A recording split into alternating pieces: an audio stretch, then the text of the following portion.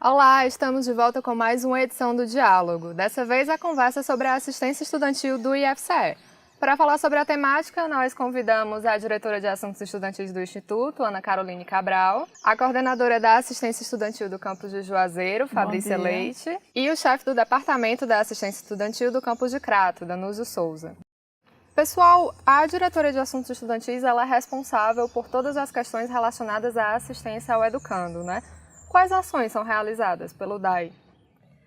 A diretoria de assuntos estudantis, além dela fazer o acompanhamento dos projetos, das ações, dos campi, orientação a respeito de dúvidas da política de assistência estudantil e de um monitoramento, a gente também faz articulações com outros órgãos, como Secretaria de Saúde, coordenadorias de política especial para drogas, a Polícia Federal, a Polícia Rodoviária Federal, que é a questão do trânsito. A gente faz essas parcerias para que a gente possa trazer esses órgãos para dentro dos campos e realizar atividades com os alunos. E um dos principais objetivos da assistência estudantil é evitar a evasão escolar, né? Sim. Quais ações são realizadas nesse sentido? A gente, na verdade, assim, o que chega primeiro ao aluno é a alimentação escolar, e são os auxílios. Então, o que a gente faz é tentar fazer com que a quantidade maior de auxílios e que a alimentação seja universal, atinja um número maior de alunos. E também atividades de integração, de identificação com o campus, para que o aluno ele possa, através de várias ações, além de sala de aula, extra sala de aula, ele possa estar se integrando mais ao campus e vendo aqui como uma casa, a segunda casa dele. Você comentou aí sobre os auxílios, Sim. né? O IFCE oferta 12 no total, são 12 opções. Como esses auxílios são concedidos e quantos alunos mais ou menos são beneficiados? Na verdade, a gente tem duas modalidades de auxílios. Nós temos os auxílios de vulnerabilidade socioeconômica, que são os auxílios por edital, a maioria deles. Tem um processo todo ano em que esses alunos se inscrevem e o serviço social faz todo o processo de seleção e a equipe faz o acompanhamento desses alunos que estão recebendo os auxílios. E os auxílios universais, que a gente chama assim, que são as visitas técnicas, os auxílios acadêmicos, que também são acompanhados pela assistência estudantil, mas tem parceria de outros setores. E eles não envolvem edital, eles são auxílios mais pontuais. A gente também tem o auxílio óculos, que também é um auxílio pontual, que ele não precisa de seleção, mas que são auxílios destinados aos alunos. E quantos auxílios no total são concedidos? Alice, em torno de 39 mil benefícios. Porque a gente faz essa seleção, mas tem alunos que recebem mais de um auxílio. Então, a gente vê que o aluno precisa do transporte, do deslocamento para a instituição, que ele precisa do auxílio moradia, que ele mora, né, em outro município, está vindo para cá. Então, dependendo, ele pode receber mais de um. Então, a gente tem em torno, em 2017, de 39 mil benefícios concedidos aos alunos. Certo. Gente, eu vou fazer essa próxima pergunta para a Ana, mas vocês também se sintam à vontade para responder, tá? Muitos alunos eles só permanecem na escola graças a esses auxílios. E aí a gente vive um momento de cortes de recursos que podem atingir a assistência estudantil. Quais podem ser as consequências para a educação pública caso esses recursos não acompanhem a demanda? Na verdade, o que a gente vê hoje é que aumenta a nossa demanda e os nossos recursos eles permanecem praticamente o mesmo. Então, o que a gente tem tentado fazer é elencar prioridades. A gente entender que existem recursos que são mais universais. Então, por exemplo, a alimentação escolar ela vai beneficiar todos os alunos, ou a maior parte deles que estão no campus. Então, a gente está tentando reforçar os auxílios e a alimentação que eles têm mais demanda e que podem beneficiar a uma maior quantidade de alunos. Hoje a gente consegue ver através de toda a demanda, porque a gente consegue acompanhar os auxílios hoje pelo CISAE, que é um sistema informatizado onde todo o processo de seleção ocorre dentro dele. Então a gente já tem dados. Hoje, o auxílio transporte é o auxílio mais concedido pelos campos. Então, isso já mostra, já reflete que o nosso público ele é um público das imediações que está vindo para o IFCE, das cidades vizinhas. A realidade de cortes orçamentários muitas vezes nos obriga, né, a elencar prioridades. Então, no campus Juazeiro, a gente entendeu já há algum tempo que, devido a 2 anos a gente está mantendo um curso em tempo integral, que manter o restaurante acadêmico é fundamental, porque esse aluno ele passa o dia inteiro na instituição e a gente tem que garantir, né, pelo menos 2 lanches e um almoço para esse estudante. Então, em relação aos outros auxílios, o valor acaba ficando reduzido em comparação, muitas vezes, ao custo da nossa região, né, do Cariri, mas a gente consegue ainda manter. E, claro, entender que a concessão do auxílio ela vem aliada com uma prática de acompanhamento do serviço social, da psicologia, e que isso é muito importante também, especialmente nessa situação em que os recursos muitas vezes não são suficientes para a gente poder dar certas garantias. Tudo isso é realmente muito importante para manter o aluno na instituição, né? Vocês falaram um pouquinho sobre a redução dos valores, né? Aconteceu isso aqui no Crato, né, Danúzio? A aplicação dos recursos para 2018 ela foi decidida com a participação dos estudantes. Como foi esse processo? Foi, assim, passada a informação para eles que realmente ia ter um corte, né, nos valores, e aí em reunião, né, chamamos todos os alunos, em reunião ficou decidido que alguns auxílios teriam mais prioridade do que outros, né? Até porque eles viram a importância de ter a redução e não ter o prejuízo de perder totalmente o valor do auxílio. Então foi colocada essa questão e, por exemplo, transporte, moradia, que como foi colocado aqui, são os que assim, têm uma solicitação maior, né? Uma demanda maior, então esses foram priorizados, né, em detrimento de outros, e aí a gente conseguiu chegar numa condição de fazer com que eles entendam que assim, é mais viável ter a redução do que perder totalmente o auxílio. Sim. Complementando Danúzio, a DAE ela procura fazer guias e manuais, já que a gente tem aí muitos campi e no dia a dia a gente não consegue estar tão perto fisicamente, né? Então a gente constrói conjuntamente manuais, guias que possam orientar e juntamente com todos os profissionais que estiveram presentes no Encontro de Assuntos Estudantis de 2016, a gente começou a construção do orçamento participativo na assistência estudantil, que é um guia que hoje já está pronto, já está disponível no site do IFCE, que ele coloca orientações de como podem ser feitos momentos como esse, em que toda a comunidade ela participa e também ajuda a ver o que a gente pode fazer junto, que a gente está chamando para participação.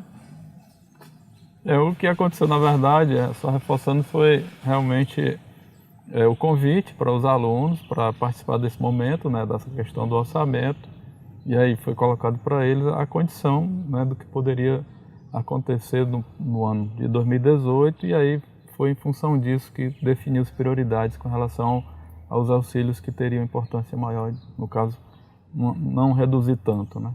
Se eles são os principais interessados, é muito importante que eles participem dessas decisões. A gente sabe que, a gente já falou um pouco disso aqui, né, que a assistência estudantil ela não envolve apenas essa concessão de auxílios. No Juazeiro e no Crato, quais são as outras atividades desenvolvidas que visam a permanência dos estudantes?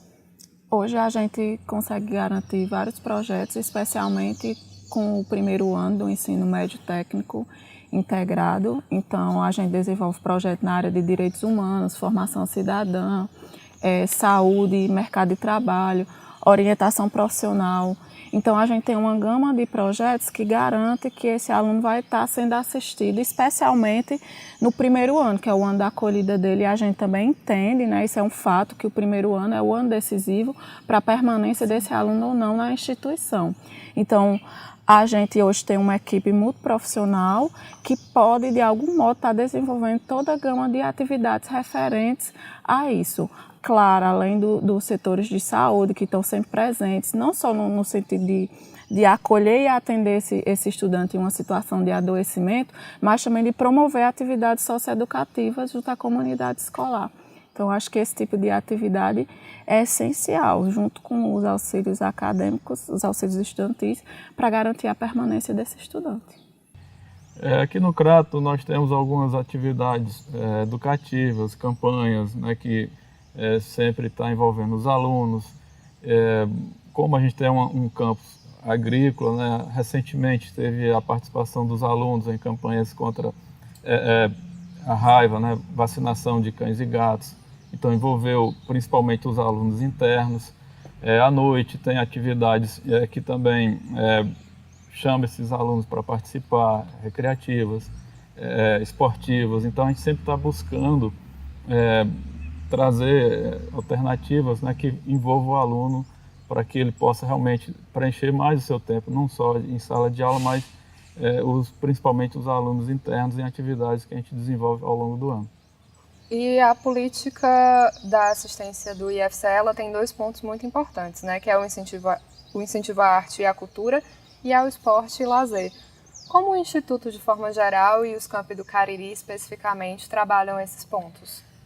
Lá na reitoria, a gente tem uma parceria muito bacana com a Pró-Reitoria de Ensino, que tem o Departamento de Esportes, como coordenador o Kleber, que hoje ele está coordenando toda essa política de gestão e de execução do esporte, dos jogos, das atividades recreativas e de cultura. A gente tem vários campos realizando atividades como sarau, que no final do dia chama todo mundo, de construção de poesias, de cordéis, também os cinemas, sessões de cinema, que além de trazer a cultura, também promove discussões a respeito daquela temática que o filme trouxe. São geralmente ações trabalhadas junto com o departamento de ensino, né, com os outros departamentos da instituição. É muito importante essa integração, porque o aluno ele permeia o ensino, a pesquisa e a extensão, e então a gente tem que estar sempre articulado para que as nossas ações estejam fortalecidas. Com os próprios professores, né, de áreas específicas. Por exemplo, no Juazeiro a gente tem um curso de educação física, então, de certo modo, né, promover ações no que se refere a esporte e lazer é muito comum, até para os próprios professores que estão tanto no curso superior quanto no ensino médio. Então, a gente consegue fomentar esse tipo de atividade formando essa parceria. Como a Carol falou, é muito importante essa relação com o ensino, porque a gente traz os professores, né, e também acaba os professores não só vindo aderir ao que a gente promove, mas a gente também aderindo ao que os professores promovem no que se refere a essas atividades de lazer, de arte, de cultura. Então, quando a gente tem uma boa relação com o ensino, com os professores, e eles entendem a importância desse tipo de atividade para o campus e para a formação do aluno também, então a gente consegue fomentar esse tipo de atividade com facilidade. E na própria estrutura da assistência estudantil, existe uma coordenação de esporte e lazer, né, que garante que a gente esteja promovendo, incentivando, não só por meio de auxílios, porque existem os auxílios para a participação desse estudante em atividades, em competições, mas também para acompanhamento, né, e o fomento dentro do campus. Certo. Para encerrar, eu queria saber de vocês qual é o balanço que a diretoria faz das ações realizadas em 2017 e quais são as metas para 2018. Em 2017, além de toda essa atividade de acompanhamento e de orientação, a gente teve o lançamento do Guia do Orçamento Participativo, do Guia para a Inclusão do Aluno com Deficiência Visual, que é fortalecer junto com a Pró-Reitoria de Extensão e de Ensino as atividades inclusivas, de formação de entidades estudantis, que a gente sabe que fortalecer também o movimento estudantil e a apropriação dele de todas essas questões políticas, sociais.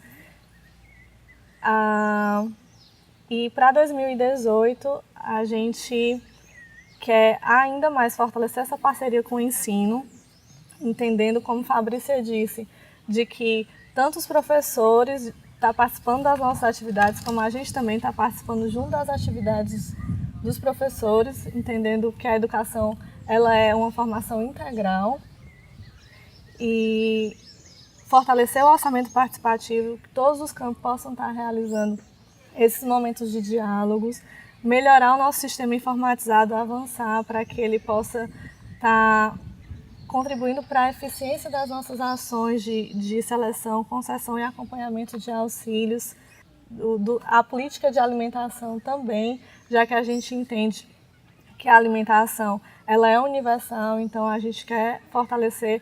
Recentemente a reitoria trouxe uma nutricionista para a DAE, a gente tem uma nutricionista sistêmica acompanhando esses processos de alimentação, então o nosso foco 2018, dentre outras campanhas de direitos humanos, que a gente hoje vê as questões de gênero e diversidade sexual, a necessidade do diálogo também. A intenção nossa é, como já foi citado, é fortalecer o que a gente já tem, está realizando que realizou durante esse ano, como as campanhas do trânsito, a questão dos meses, né, do Setembro Amarelo, Outubro Rosa, Novembro Azul, a campanha de vacinação, também priorizar um pouquinho mais a questão do lazer do aluno, que a gente tem um aluno interno aqui durante todo o tempo, né, que ocorre atividade de aula,